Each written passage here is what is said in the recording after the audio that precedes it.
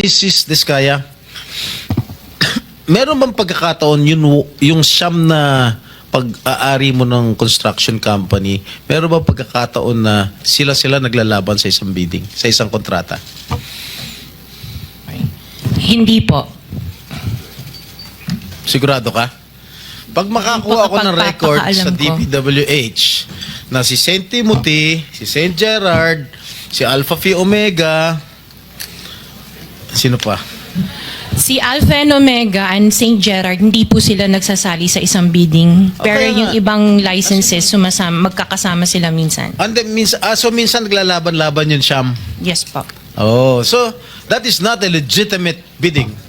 Dahil yung Siyam na yon na naglalaban-laban sa isang award sa isang kontrata, iisa lang ang may-ari. So kahit sino doon, kahit sinong manalo doon sa bidding na yon, ikaw ang panalo. Dahil sa'yo lahat yun eh. Correct? Tama?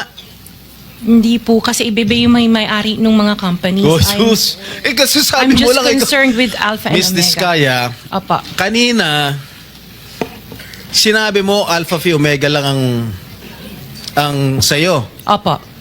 Nung tinanong kita ulit, in-enumerate ko lahat yung siyam na korporasyon, inamin mo sa'yo lahat yun. Oh, di ba? The records will bear me out. Opo. Oh, ngayon, ang tinatanong ko sa'yo, yung bang siyam na korporasyon na yon, Panglimang tanong na. naglalaban-laban ba sa bidding yan? Panglimang Yes tanong po. na yan eh. Sabi mo kanina, last question. Hindi ba sumagot? Ay, sumagot. Oh. Hindi, sigutin mo. Opo, sumagot ako. Oh, Opo. naglalaban-laban. Opo. So pag naglalaban-laban yung siyam na korporasyon sa isang kontrata, at kung sino manalo ron, kahit isa sa siyam na manalo, sa'yo pa rin yun, ikaw pa rin ang panalo. Correct? Opo.